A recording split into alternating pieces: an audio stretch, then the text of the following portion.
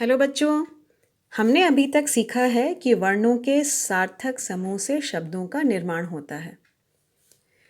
जब इन्हीं शब्दों से हम नए शब्दों के निर्माण की प्रक्रिया में आते हैं, तब उपसर्ग, प्रत्यय, समास और संधि के माध्यम से नए नए शब्द बनाते हैं। मैं हूँ डॉक्टर सीमा और आज अपने इस वीडियो के माध्यम से मैं आपको संधि और इसके भेदों के बारे में बताऊंगी।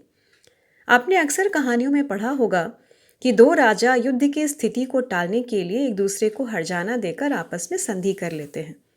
हिंदी व्याकरण में भी संधि होती है, लेकिन यहाँ दो वर्णों के बीच संधि होती है और हर्जाने के रूप में उनका रूप बदल जाता है। इसकी परिभाषा के बारे में समझें तो कह सकते हैं कि दो वर्णों के अत्यंत निकट आने से उत्पन्न विकार को संधि कहते हैं। जैसे विद्या जोड़ आलय मिलके बना विद्यालय, सम जोड़ वहन मिलके बना संवहन, गिरी जोड़ ईश मिलके बना गिरीश। संधि में यह जोड़ का चिन्ह दर्शाता है कि किन दो वर्णों के बीच संधि हुई है।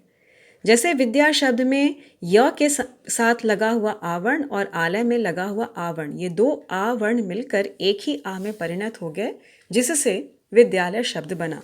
इसी प्रकार सम और वहन में म और व वर्ण मिलने से संवहन शब्द बना। गिरी जोड़ ईश में दो ई मिलकर एक ई बन गया, जिससे कि गिरीश शब्द बना है। आइए अब इसके भेदों के बारे में जानें। चूंकि वर्णों के मिलने से संधि होती है, इसलिए इस आधार पर इसके तीन भेद हो जाते हैं: स्वर संधि, व्यंजन संधि और विसर्ग संधि। तो सबसे पहले हम जानेंगे स्वर संधि के बारे में। स्वर संधि के अनुसार स्वर वर्णों के मेल से उत्पन्न होने वाले विकार को स्वर संधि कहते हैं। जैसे हिम जोड़ आलय मिलके बना हिमालय।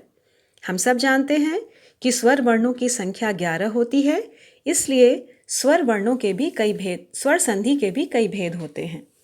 जैसे पहला भेद है दीर्घ संधि।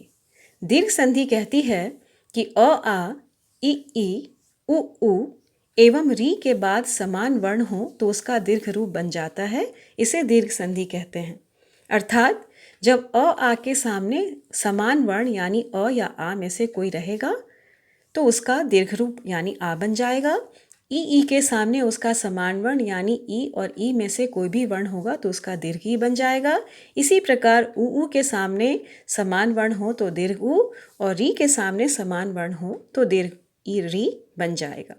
जैसे महा जोड़ आत्मा मिलके बनेगा महात्मा, कपि जोड़ ईश मिलके बनेगा कपीश और वधु जोड़ उत्सव बन जाएगा वधूत्सव। इसका दूसरा भेद है गुण संधि। जब अ आ के सामने ई उ या री आते हैं तो क्रमशः ए ओ तथा अर बन जाते हैं। जैसे महा जोड़ ईश बन गया महेश, महा जोड़ उत्सव महोत्सव और महा जोड़ ऋषि महर्षि।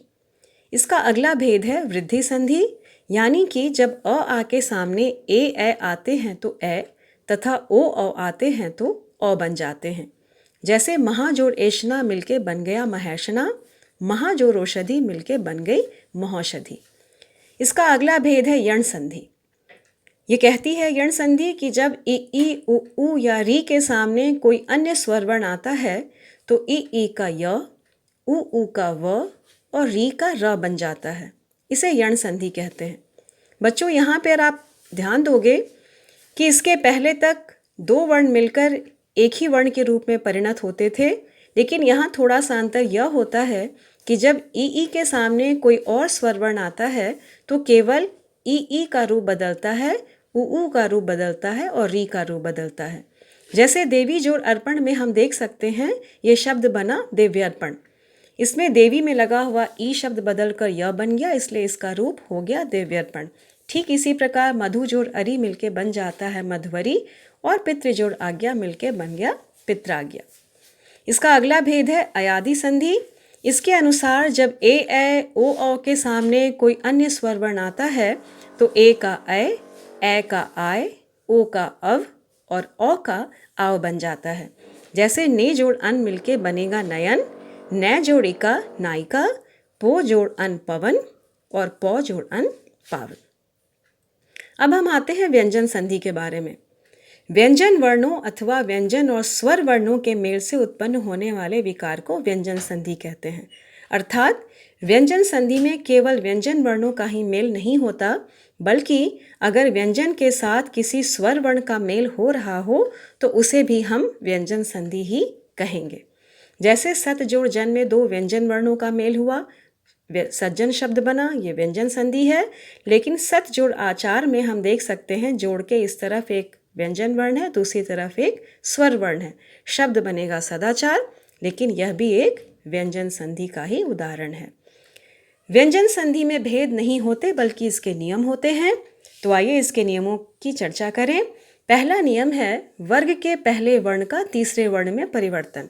अर्थात यदि वर्ग के पहले वर्ण के बाद किसी भी वर्ग का तीसरा, चौथा वर्ण, अंतस्थ या ऊष्म वर्ण या स्वर वर्ण आए तो वह तीसरे वर्ण के रूप में परिणत हो जाता है। जैसे जगत जोड़ ईश मिलके बन गया जगदीश, वाक जोड़ ईश मिलके बन गया वागीश। इसका दूसरा नियम है वर्ग के पहले वर्ण का पांचवें वर्ण में परिवर्तन। यह नियम कहता है कि यदि वर्ग के पहले वर्ण के बाद न या म आए तो वह पांचवें वर्ण के रूप में परिणत हो जाता है। जैसे वाक जोड़ मैं बन गया वांगमय, उत जोड़ नति मिलके बन गई उन्नति। अगला नियम है म संबंधी नियम। अर्थात यदि म के बाद क से म तक कोई व्यंजन आए तो म उस वर्ग के पंचम वर्ण में बदल जाता है। जैसे सम जोड़ जय मिलके बन गया संजय, सम जोड़ चय मिलके बन गया संचय। सबसे आखिरी भेद है विसर्ग संधि, और इसकी पहचान थोड़ी आसान है क्योंकि विसर्ग युक्त वर्णों के मेल से उत्पन्न विकार को विसर्ग संधि कहते हैं। जैसे निह जोड़ मल मिलके बन गया निर्मल, मनः जोड़ रथ मिलके बन गया मनोरथ। मुझे पूरा विश्वास है बच्चों कि इस वीडियो को देखने के बाद आप संधि से जुड़ी हुई गुत्थी को सुलझाने में सफल होंगे।